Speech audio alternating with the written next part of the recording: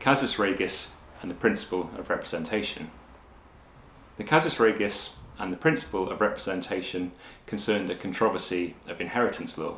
If a person, let's call them A, had younger brothers, and on the death of A, without direct heirs, the younger brother was still living, and the intermediate brother was now dead, but had an heir of their own, who should inherit?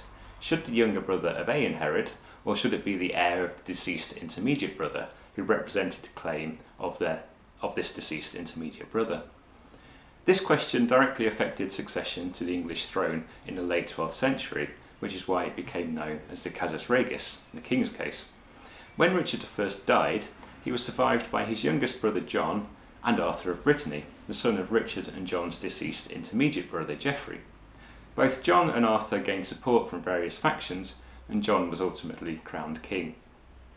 A feeling remained, however, that the most just course of action in such situations was to allow the representative of the deceased nearer heir, i.e. the person in Arthur of Brittany's position, to inherit ahead of the younger brother.